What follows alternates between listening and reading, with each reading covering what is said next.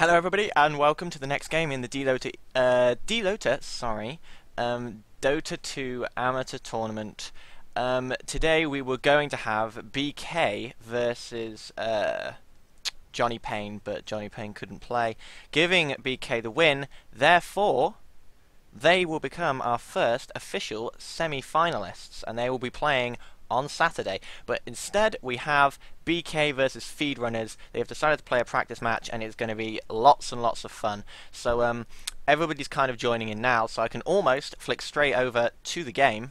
And you should be able to hear Vague in just a few seconds, and we should be able to hear him now.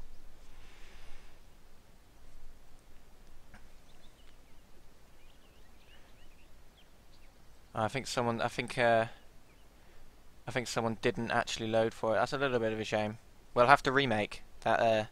That didn't work as was expected. Someone didn't quite go for that one. That was a little bit weird.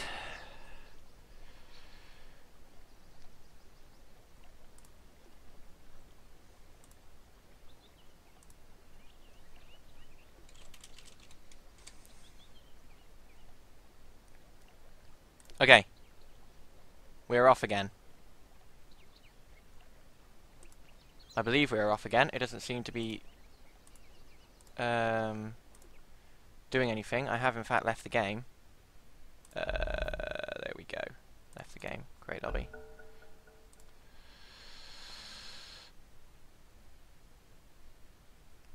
Okay, someone didn't load and it's like bugged Dota out.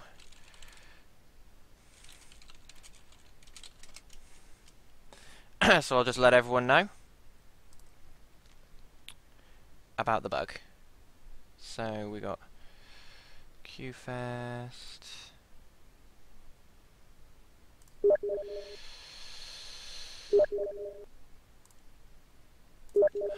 remake, Dota bug.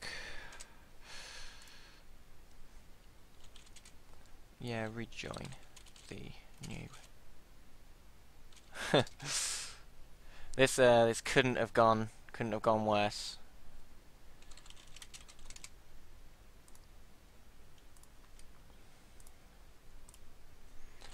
Dota bug remake. Fantastic Dota bugs. Everyone loves them. I hope you guys like the new little thing we've got going with our stream.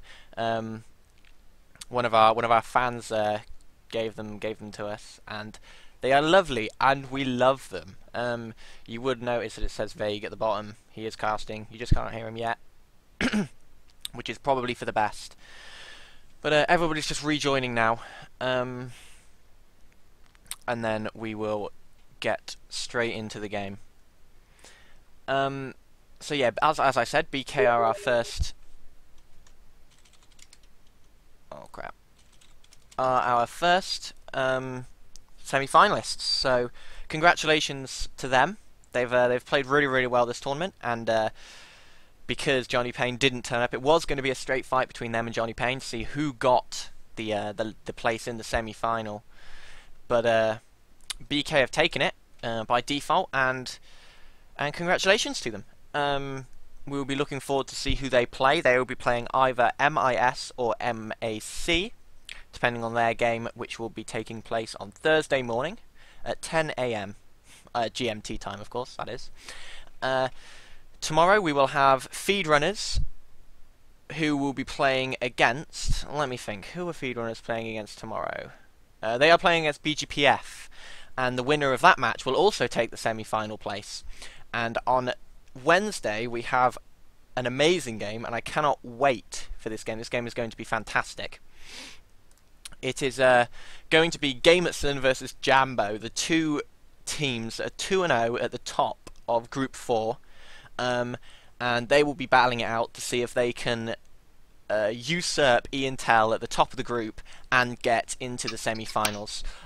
We have now finally got into the game, and hopefully now you can hear Vague. I will be flicking over this screen very shortly, but say hello to everyone, Vague. Nope. Nope, maybe not. Okay, maybe he can hear me now. Can you hear me now, Vague? I can indeed. Hello. Right, we're just waiting for one more loader, and then we can finally get back into this game. Ah, we can start now. Fantastic. Okay. Here we go. We're just waiting for one more loader, and they have actually connected, and as soon as they have loaded, we will begin the picking phase. So thank you all for watching. I'm obviously justDelicious, as you would expect, and with me is the wonderful Vague Raconteur. Thank you very, very much, and I'm very excited to finally be streaming in high definition, so my voice might not sound so terrible, but let's switch to the game with justDelicious. Yeah, we will go back straight into the bands, not messing about. We are seeing, as you'd expect, pretty obvious bands coming straight out. So apparently we're casting in 1 hour. I don't remember that, but either way, we have Undying and Magnus as the first bands. Undying, one of the strongest tri-lane support heroes in the game, and Magnus, obviously incredibly good in mid. So and another Nyx Assassin ban. So everybody banning Nyx Assassin so far in this tournament, which is lovely to see, because I hate Nyx Assassin with a passion, and he is so bored. He is really boring to cast. I apologise. I do apologise. He is really boring to cast, because at least just the solo kills aren't what we're looking for. We're looking for the enigmas and the voids and the big ultis. We're not looking for Nyx Assassins and Undying. Yeah, I suppose you're right. He doesn't even do anything he does in a pretty way. I mean, it's invis, it's a spikes from the ground, and then there's just some blue. But exactly. I still have a soft spot for him. Oh, and obviously for BK we have Templar Assassin, the second strongest mid in the game, which makes sense considering that feed runners have banned Batrider. Already we have what looks like the two tri-lane supports, Jakiro and Keeper of the Light, obviously two very strong supports. Keeper of the Light just being able to push continuously and being able to stand back behind the tree line, considering they are indeed the Radiant? They are the Radiant, aren't they? And just spam Q to all hell. Yeah, the Keeper of the Light and Jakiro are seeing a lot of play recently as the two support heroes to kind of go for. Keeper of the Light, obviously the Illuminate does a lot of damage, but they're really looking for that chakra magic as well. That can really boost the amount of magic MP that your heroes have in lane, and they can spam and harass a lot easier because of him. So it's always nice to have a Keeper of the Light. You don't really see his ulti be used to as much effect as the Illuminate and the chakra magic, but it's still a useful ulti, can still recall people across the map. And if we go over to BK's lineup, we can see that Templar Assassin, which is obviously incredibly strong in mid, and we're going to have to see something come out from feed runners to try and counter that, because as we saw in the last game that we casted, Templar Assassin, if she gets even remotely fed, will absolutely dominate. And Darkseer, obviously one of the strongest off-lane supports, second to a Bounty Hunter, which I can imagine may be picked up right now by feed runners, as he is an exceptionally strong hero, and Lifestealer is the carry. So we're seeing pretty obvious picks coming out thus far. Nothing out of the ordinary. I'm just waiting for another Pudge to show its face against this Templar Assassin, and then we can all rejoice. Well, a Chaos Knight, that's not something I actually expected, but I'm supposing Chaos Knight will be. They've already picked out their tri-lane, and to be fair, Lifestealer being able to take more damage out of having Chaos Knight having more health, it might not be such a great pick for them. I'm unsure, but banning Lone Druid, an obvious pick, but obvious ban by goodness gracious, feed runners, as he is just a nightmare being able to just trap that Chaos Knight if he were to get there with his bears. And then we have Phantom Lancer being banned. We have seen him in this tournament just dominate. All he has to buy is a Radiance, and then it seems to just he just seems to take his lane. He comes out, and all of a sudden he's killing the entire team. Bounty Hunter, the ban that we talked about earlier, the offlane, Jamie called that it might be picked up. Actually, Feedrunner didn't pick it up in time, and BK, obviously sensing it is the best offlane you can have, got rid of it in time. So they don't have quite as good offlane. Of course, Windrunner, Feedrunner's own picture, you'd expect them to pick him up. I'm hoping they do, because Windrunner's a great offlane, but we've not seen anything yet so far. Obviously these guys we have feedrunners completely focused on the tri lane, whereas BK are just focused on more spreading out over lane. They still have yet to pick their 2 tri-lane support, so it'll be interesting to see exactly who they go for. Klink's banned on the off lane. Not that he would anyway, because we have Darkseer. Yeah, but yeah, the BK banning out a lot of the off-lane heroes that can really do a little bit of damage to Darkseer and really set him off, because obviously Klink's being one of the strongest off-lane heroes at the moment, kind of worthy the ban, and the same with the Bounty Hunter. We see Feedrunners just banning off those really strong supports with the Rubik and the Shadow Fiend, seeing that BK haven't actually picked anyone up for their offlane yet.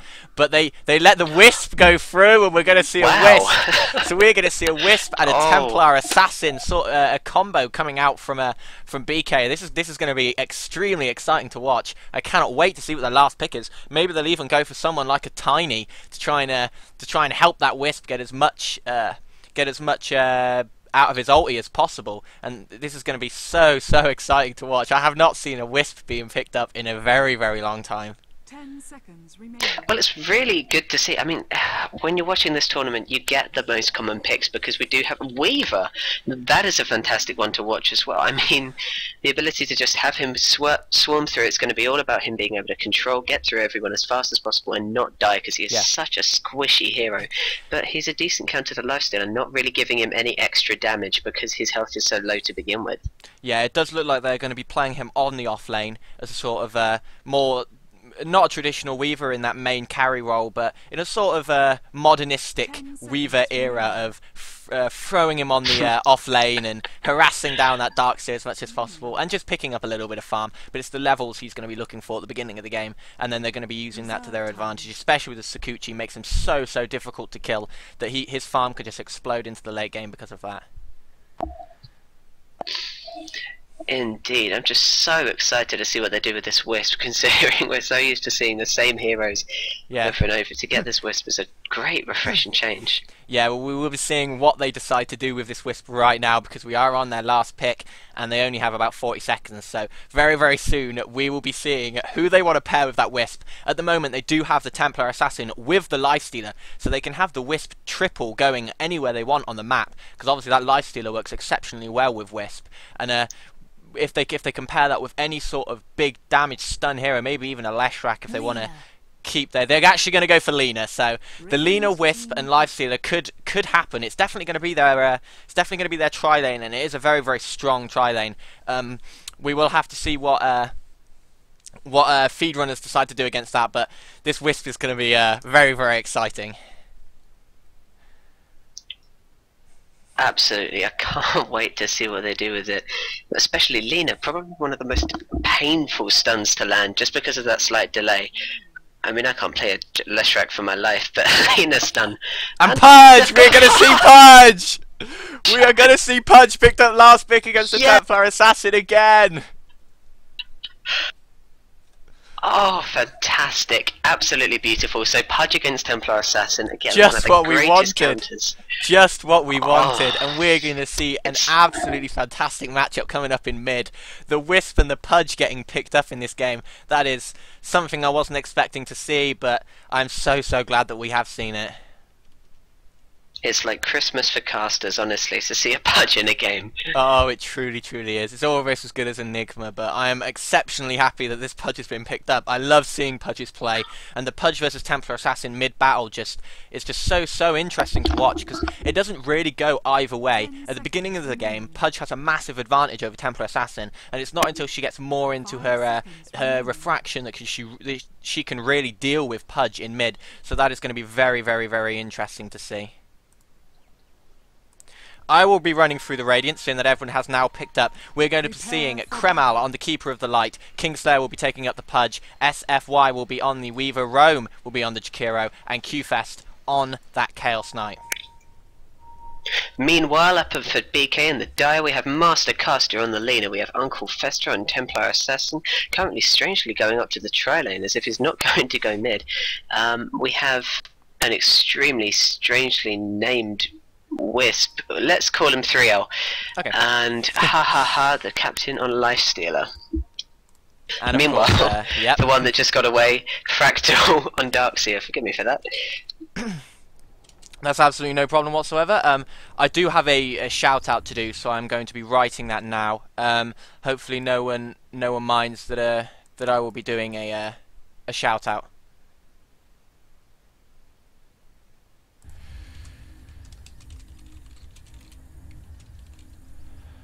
Hang on.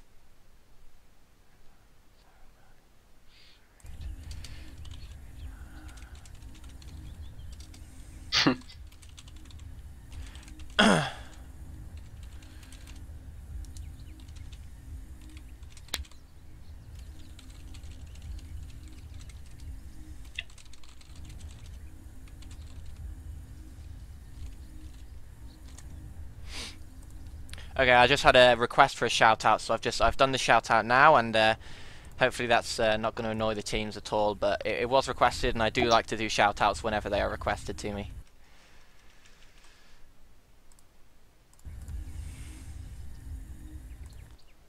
Okay, we have the teams going now, and we are going to see exactly how this lineup decides to go. The Templar Assassin, as you said, very strangely enough, deciding not to go mid and actually just might be tracking it down the lane and leaving. I'm not entirely sure what they're doing here. Is the Lifestealer going to go mid?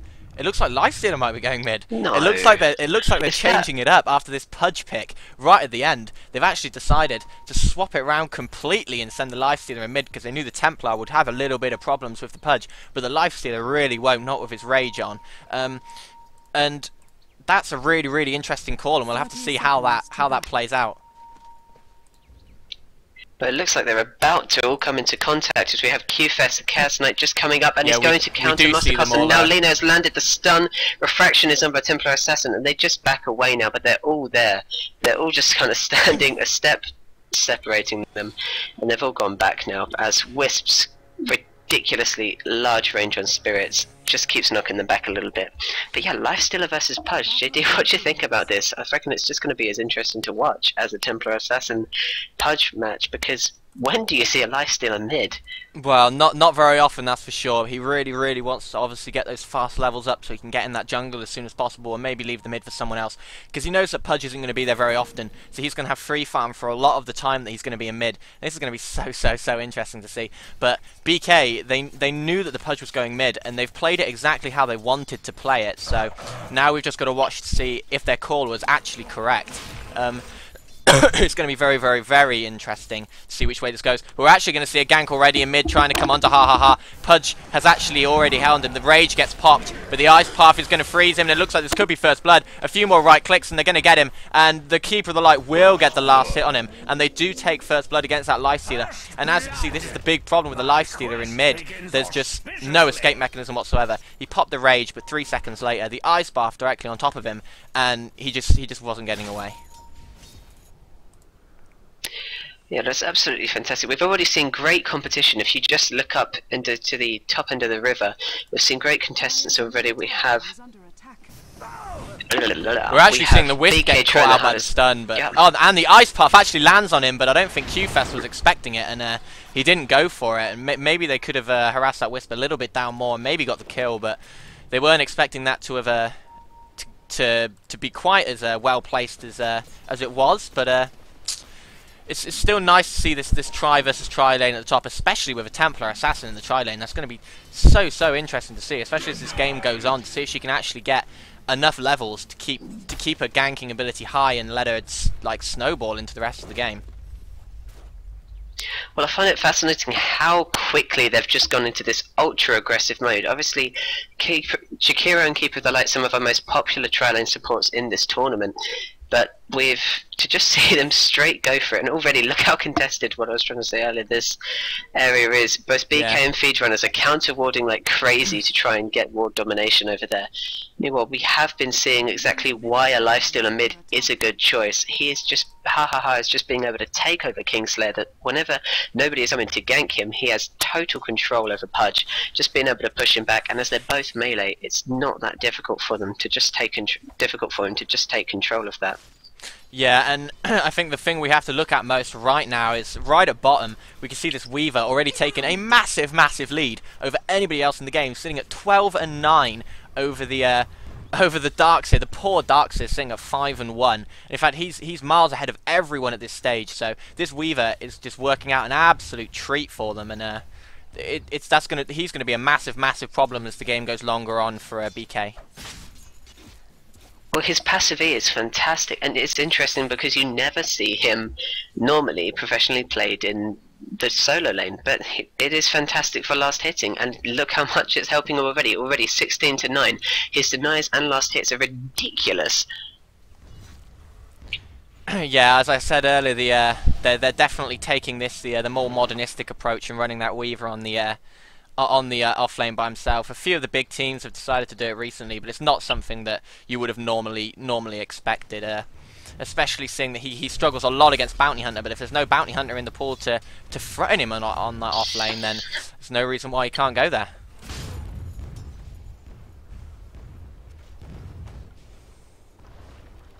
Indeed, and it looks like he's going to try and kill Fractal. He might actually get him. His Geminate is just coming off cooldown. He's got Shisuke. He's just used it. It looks like he's going to get him. Darkseer. He's so low, and he survived on 24 health for Darkseer. Very lucky Fractal there. Yeah, but it looks like SFY isn't going to give up his comeback, and he's just realised his health has just gone up with the Tango. He's going to try. No, he's actually going to get him. He's actually going to get him here. He's going to get him. The Sakuchi actually manages to land the kill, as you would expect. He was really taking a risk there, Darkseer, by staying in for so long. The Weaver has such a horrendously high attack power, especially at the beginning of the game, that you really can't be standing anywhere near him, even with half HP. And look at how well he is getting fed already. Already he has Wraithband, full Poor Man's Shield and Magic Bond with enough for boots if he wants to get here. He is completely dominating this Darkseer, but it's not going to phase Fractal. He just keeps coming in and trying to get that Weaver a little bit lower so that he can catch him out. Yeah, he's doing everything. Meanwhile, at top we have Q-Fest about to kill Uncle Festo, Templar Assassin. He manages it. Keeper of the Light getting the last hit gets the kill again.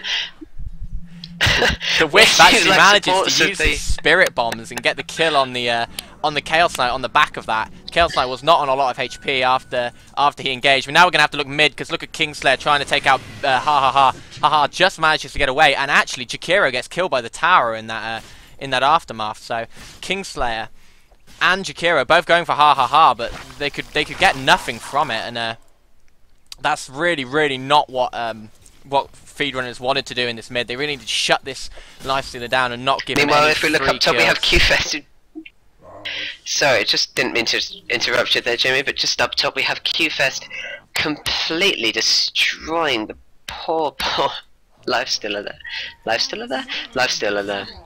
There's so much going on all over the map. It's really difficult to keep up with it, because as we see Pudge get the kill on the Lifestealer in the mid, and well, that was not expected since they were both on HP. And now we see SFY actually dive this tower to try and get the Darkseer. He's not going to get him, and he's going to be able to Sakuchi away. Darkseer actually might have lent himself a little bit of a free kill for the Weaver. He uses the ultimate, but he's not going to be able to get anything from it. But Fractal's now going to have to be careful, because he's really not sat on a lot of HP there, and if Weaver decides to come over and just try and nick the kill, he can pretty easily. And now we see Pudge coming over. He has his bottle. That's going to be refilled, and yeah, we can see this Lifestealer really struggling against Pudge in mid, especially with the amount of ganks that they're able to throw down on him. This is already the most ridiculously action-packed game. We have, looks like Feedrunners are going to try and kill Uncle Festa, Templar Assassin. Yeah, we have doesn't indeed. have any in meld, so one slow, and I think they're going to get him because Chaos Knight's there, and the Illuminate on top, and Uncle Festa's going to fall so fast. They actually leave the kill for Q-Fest. That was really nice play by them. Now the Wisp jumps in with Master Castle trying to get the kill, but a nice Ice Path, and Pudge is here as well. Pudge is here. He has his ultimate. Is he going to use it? He dodges the Lena stun, and the hook misses and doesn't get the kill, but the Chaos Knight actually just throws the Chaos Bolt down through the tower. Nice play by Wisp to get away, attaching to the Lifestealer. Now comes in, manages to get the kill on Q-Fest around the back. Full HP now, trying to chase down someone else, but everyone else has backed off. Kingslayer still chasing this Wisp. One hook and he's going to get him. Is he going to hit him? No, he's just going to back away, and now having to walk off because Pudge is always a threat to him, especially if he can get that Dismember on before the Rage, and now we have the pause by Weaver, and an immediate unpause. Okay, that was a bit of a mistake. Oh, accidental then. But really nice play by Feedrunners. God. Such a nice play and Absolutely coordination brilliantly. between them. And again, we have Keeper's Q just taking down that slightly squishy Templar Assassin. She's really going to have to watch Keeper a little bit more and keep her Qs up ready, because it's just taking him down and down again. 2 kills already, and 7, not even 8 minutes into the game. This is maddening. It's almost as maddening as this Weaver, who's going to dive onto this Darkseer. The Darkseer has the surge to get away, but Weaver, sitting at 41 and 15 with a kill to his name, has already got so much farm. It's unbelievable. He's going to be a real problem. He's already a real problem, and I don't think there's anyone on this BK team that can really deal with him, because they don't have that much lockdown, and you really need a lot of disables to take out a Weaver. Meanwhile, at top we have, it looks like Kingslayer's popped his double damage and popped a bottle as well. He is going up for top to get the gank. Already Keeper and Jakira have initiated. Mastercaster getting hit down. She's used his Q, has used his W, and both have landed, but she's on such low health. Mastercaster dead already from Jakira. They're actually going to dive. They're going to dive Uncle Fester. Uncle Fester They're so going to quite low on easily health. get him. Ice Path successful. Uncle Fester doesn't have it. Pop the refraction. No, he's definitely gone. Pudge, meanwhile, has landed a ultimate and his Q on Fractal. Darkseer is down. Ha is coming out of nowhere. He has managed to kill Keeper of the Light, but QFest manages to escape with Jakira's perfect ice path there. Apparently we're having some bugs on Twitch TV, so I'm going to have to I'm just going to have to stop it and restart it, because apparently it hasn't even started, even though it says it has. Twitch TV's been a big problem, and I'm going to append both halves of this video together on the VOD when we watch it back, and we'll get you back up to speed when I unpause and